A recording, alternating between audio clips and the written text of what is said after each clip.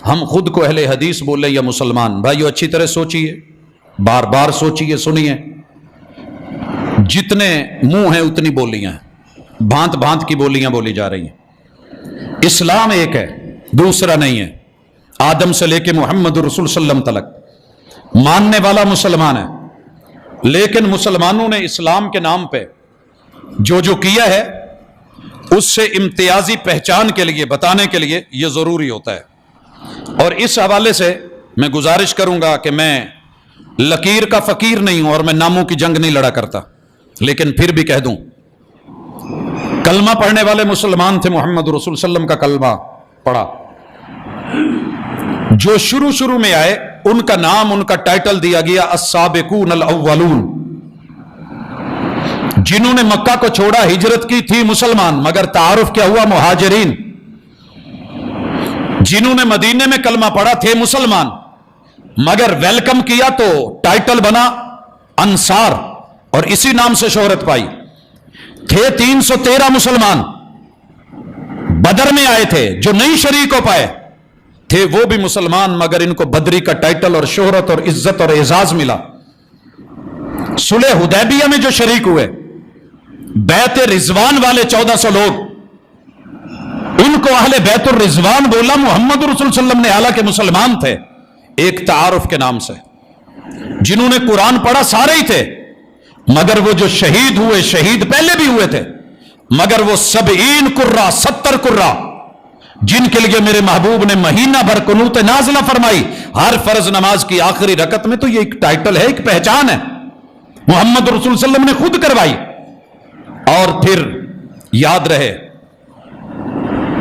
اس حوالے سے جناب حمزہ مسلمان ہیں، مگر سید الشہداء ہیں، ٹائٹل محمد رسول اللہ صلی اللہ علیہ وسلم نے دیا ہے۔ جنہوں نے دار ارقم میں بیٹھ کے پڑھا، رسول اللہ علیہ وسلم کے ساتھ بیٹھے، ان کی ایک شناخت بنی، پہچان بنی۔ ہم سارے انسان ہیں، مگر آپ سے کوئی پوچھے تو آپ اپنا نام انسان نہیں بتاتے، انسان نہیں بتاتے، ہم سارے اللہ کے بندے ہیں۔ یا ایھا الناس اعبدوا، انسانوں اللہ کے بندے بنو، مگر ہم اپنا نام عبداللہ نہیں بتاتے۔ جو پہچان کے لیے نام کی انفرادیت ہے وہ کہتے ہیں۔ تو مسلمانوں نے جب تلک رسول اللہ صلی اللہ علیہ وسلم کی سنت پر چلتے رہے، لیتے رہے، اپناتے رہے، وحی کے اوپر رہے، بسم اللہ، مسلمان ہی کہلائے، اپنے چھوٹے موٹے ان کے تخلص تھے۔ لیکن جب سبائی آئے، آل سبا آئی، اسی طرح خارجی آئے، مد مقابل میں دیگر گروہ آئے جو حق سے، حق کے نام پہ ہٹ گئے تھے، حق سے معتزلہ آئے، تو امت مسلمہ نے ان کے مد مقابل اپنا نام اہل السنہ والجماعہ رکھا۔ روافض کے مقابلے میں، تشیع کے مقابلے میں، اور جہمیت کے مقابلے میں، اعتزال کے مقابلے میں، سبائیت کے مقابلے میں، یہ خارجیت کے مقابلے میں اہل السنہ کہلائے۔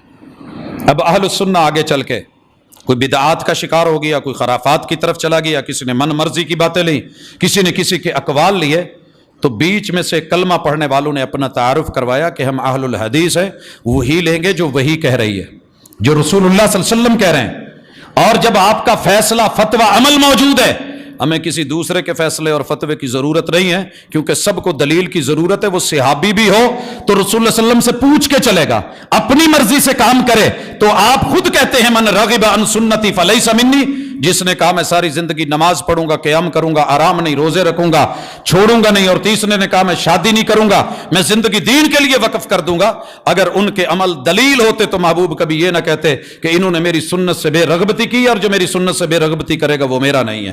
اس لیے یہ تعارف ہے، یہ پہچان ہے کہ ہم وہ لوگ ہیں، جیسے پھل کو لاتے ہو دڑا لگا ہوتا ہے، ان میں سے چن کے ہیں سارے ہی عام۔